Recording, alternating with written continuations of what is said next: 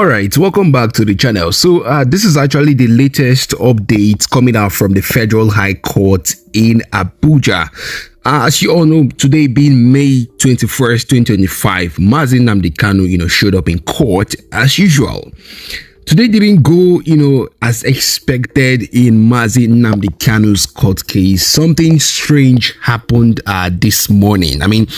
I was following a court update from the Federal High Court in Abuja, and from the very start, it was clear something, wasn't normal. The proceedings started since 9 a.m. this morning, but only a limited number of people, were allowed inside the courtroom. The DSS, came real prepared for, today's case. Stopping everyone at the gate and, banning phones and all gadgets from entering into the courtroom. In fact, the security presence there was really heavy. They tried as much as possible that people don't go out with or try to feed the public with the live updates on what is going on. Nobody was allowed to even text or take any photo. It felt more like a secret trial than a public court case.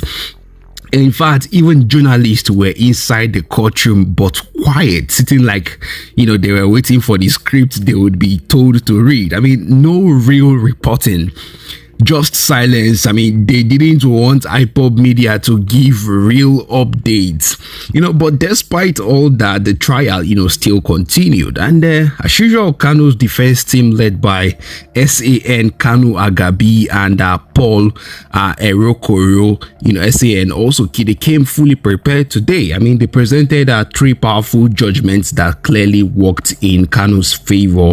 All of them were certified true copies, and the Judge Justice Omotosho admitted them, into evidence. Now, one of those ruling, was the famous Abia State judgment from 2022, where Justice Benson Anya ordered the federal government to pay 1 billion naira to Nnamdi Kanu. That was for the military invasion of his home in 2017, which the court ruled was illegal and a violation of his human rights. So the other two judgments were also between Kanu and the Federal Republic of Nigeria, all showing how Kanu's rights had been, violated multiple times since 2015. So these three court judgments were admitted today and marked as exhibits PWL, PWM, and PWN. Cross-examination continued as well, with the DSS witness still masked, being questioned. When he was asked whether he was aware that the DG of DSS once told Nigerians to defend themselves from any form of attack, he said he wasn't aware. As expected, the DSS side had little to say. Kanu's lawyer kept digging while the prosecution kept dodging. Because of the phone and gadget ban, only small updates managed to come out from the courtroom today, and even that had to be sneaked out as well. But from what we know, it was clear that today the defense took the lead again, and this case is not just about charges anymore. In fact, it's about exposing the government's injustice since 2015. So after every drama that happened today, and some of them that we couldn't get, at the end of everything, the court has now been adjourned till tomorrow, being the 22nd of May 2025, and we'll be expecting more updates on this particular this issue, and we'll bring it up to you here. But anyway, listen to what this man has to say on what is going on with the Nnamdi Kanu's case. Don't forget to drop a comment, drop a like, and subscribe. Stay tuned, guys. Tinubu's government is taking a different approach to prosecuting Mazi Nnamdi Kanu, different from that of Buhari. Tinubu's government has tried to link Mazi Nnamdi Kanu to Simon Ekpa, and also video and audio of Mazi Nnamdi Kanu is being brought to court by the Tinubu administration in order to nail him or connect him to a crime. I urge President Bola Ahmed Tinubu to release Mazi Nnamdi Kanu so that he can be free for his people. The Igbos are in detention as we speak. so that it can be free. This is one person that can unite the Igbos, and not just our charlatans who call themselves governors or whatever, leaders or Anisia, whatever they are calling themselves. I know they don't want Nnamdi Kanu to come out. They will do all they can to make sure that Nnamdi Kanu does not come out from detention, because they really need Southeast governors to give assurances, because that's how a Nigerian government works. No matter how you want to look at it, Nnamdi Kanu is at the mercy of the Nigerian government. However, they must prove that he's guilty. And like I said before, the approach Buhari took is different from that one that Nnamdi Kanu, that Tinubu has taken. So they have to prove beyond reasonable doubt that Nnamdi Kanu is guilty of any crime. However, they need to address for the fact that they have the jurisdiction to try him, hence his presence in the court. You are a kidnapper, you kidnap somebody and you are trying to go to a court to address what? You kidnap somebody, you are trying to go to court to address what? I don't understand though. That's why when people are supporting a kind of government, a government that stole an election, they're expecting that government to perform. That is why in the past 60 years, we have seen nothing. So you cannot kidnap somebody and have the right to prosecute that person. So address the mode at which he is available in court, or what led him to leave Nigeria, and how come he was dragged or kidnapped or seized from Kenya. How did that happen? Is it legal? The action of the government, was it legal? You establish that first before we talk about any other thing. I will repeat it. When you talk about Pan-African leaders in Nigeria and in the world entirely, African leaders, top African leaders, the name of Nnamdi Kanu is written in that hall of fame. In that hall of fame. We understand that Nigeria is not one. We are divided along every kind of line. We resent ourselves. We are just managing to be together. We are just pretending that we are together. Despite the fact that we are so religious. Christianity does not look at difference in tribe or whatever. But yet people who go to church, who are pastors, still are greatest bigots, hater of a different tribe. Even Islam is a brotherhood thing. There's no language, there's no tribe in Islam. But among people who practice Islam, the hatred is beyond, is extreme. Extreme. Even if religion cannot unite us, we are divided along ethnic and religious lines. How do you think that we can cope as a country when we resent and we hate ourselves? You see, some people, what pains me the most is that we have a bigger problem, but we have not really settled our little problem amongst ourselves. We have a bigger fish to fry. We have problem of the West. You see, all these things that is happening, they are the ones that created it. This division, they are the ones that created it. Whatever you see, somebody is behind the scene creating it. Because I don't know why, as a person, I would just have so much hatred for another black person, African. When we have people that are white, that detest us. I've said this before, that if not for the natural resources that we have, should be the education. Now you both give us education. I mean, which education? Is there any African education that we are surviving with today? Somebody was saying that there was a picture of the president's table, President Bola Ahmed Tinubu's table. Picture, papers, phones, copier, and what have you. Almost everything on that president's table is being imported. So what is our own that we are using? So whatever is happening today is well orchestrated by these imperialists. And we are too blind. We are too stupid to acknowledge that. Too blind and too stupid and foolish to acknowledge that we are being played by these people. But yet, we want to destroy ourselves. Why don't we unite ourselves in southern Nigeria and make sure we push for an ideology that will put Africa first? Nobody is going to interfere in anybody's heritage except the Fulani. If you say the Igbos are the problem of this and that, personally, as an Igbo person, I don't see that as, I don't see anybody that is doing that, maybe is doing that out of his own. It does not represent the whole tribe. We as people, we can tolerate ourselves and live together. It is this democracy that they introduced to us that makes some people, this one will say, Lagos is no man's land. You want politically. It is because of democracy. If we sustain our regional system of government, we will not be here trying to discuss whether it is democracy or not. No. If we sustain our regional system of government, there's Oduduwa, there's Western Nigeria. So somebody will come and become a governor in the southwest region. No. In the southeast region, no. People were developing at different kind of pace. The British, the imperialists, were not happy with the progress Nigeria, which they created as a country, is making. So they had to somehow, you know how they, through the back door, they introduce certain policies and certain systems that is destroying us today. If in southeast, we have the southeast region. Say Fulani going to try the rubbish, they are trying. If we have southwest region, would the Fulani try the rubbish, they are trying. There's nothing wrong with us. It is the system that has been introduced. And when people try to fight to break and destroy their system, the establishment now calls them terrorists. When you try to see, Nigeria is an anathema. Nigeria stampedes or impedes the growth of its people. Nigeria, as it exists, the people will never get good governance, dividends of democracy. Dividends of democracy. Nigeria will not get it with the way we are formed. So the one reason why we need to restructure whatever way, whatever guys, we are bleeding as a people. Some people think, okay, because they are okay. They are okay, and that is life. They have not traveled. They have not seen those days. Our grandfathers, they enjoyed Nigeria. We are not practicing democracy then, but they enjoyed Nigeria to the fullest. Regions will give free education from what jobs are waiting for you. The government is transparent and what have you. Regional system. Competition between the eastern, northern, and the western region.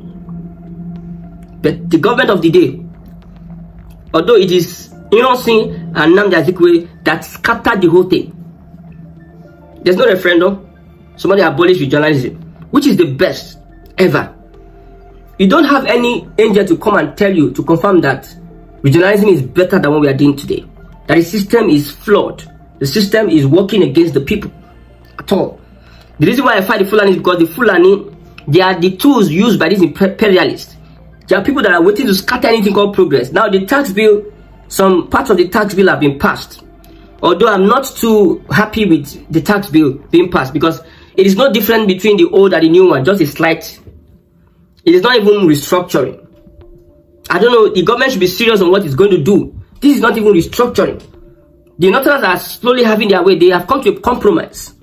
I think Tinubu is being bullied here, looking at that restructuring that's being passed. We wanted a robust whereby every region will reap from its hard work.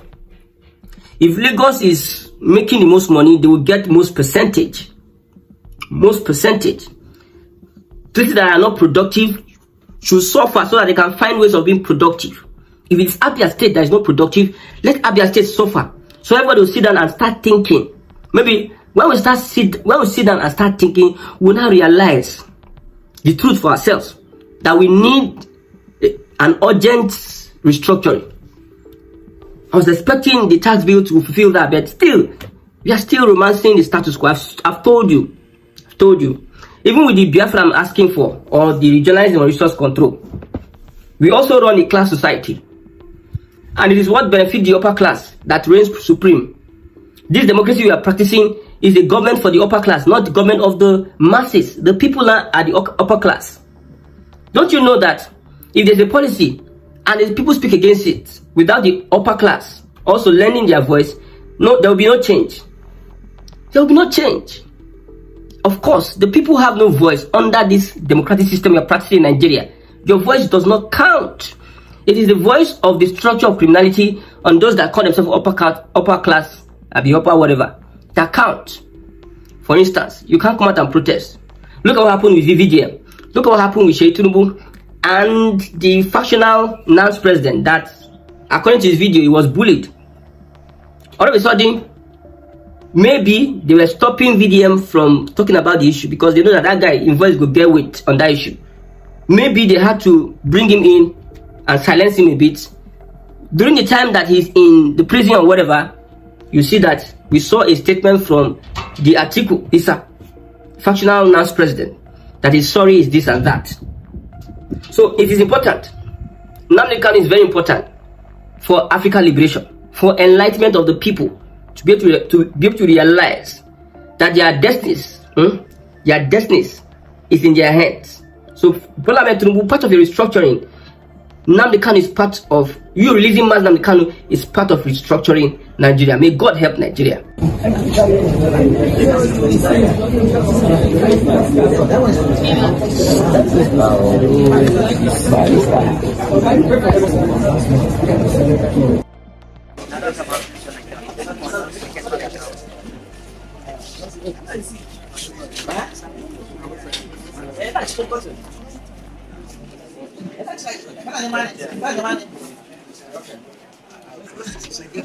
How are you?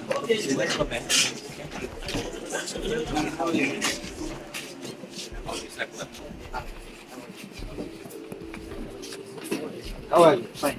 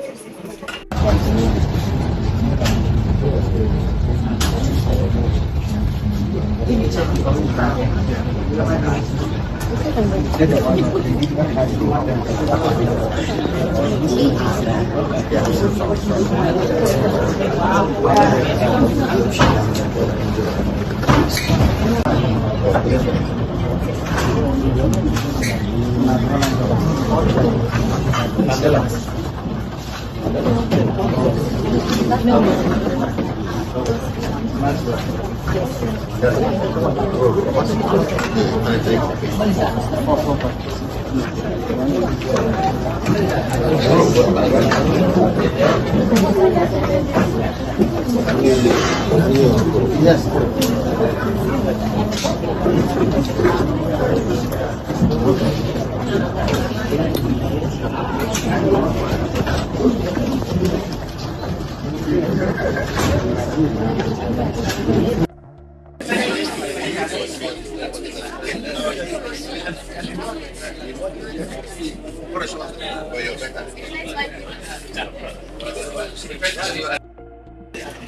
Yes.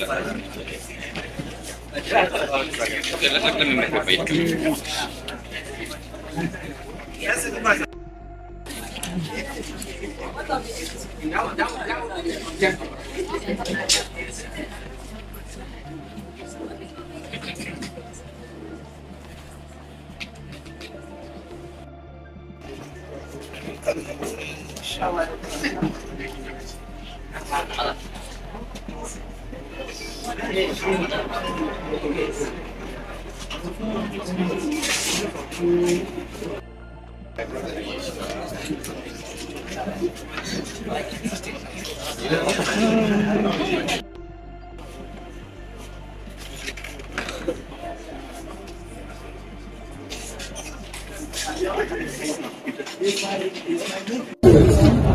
Your size completely. Yes.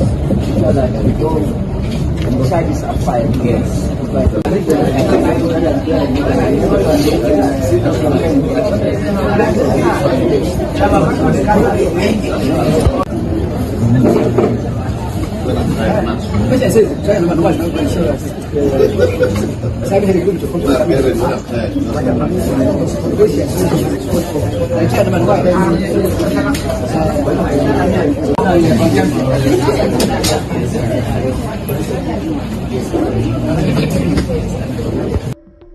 That time. That's according to one cover something. Yeah. They were going for one operation outside.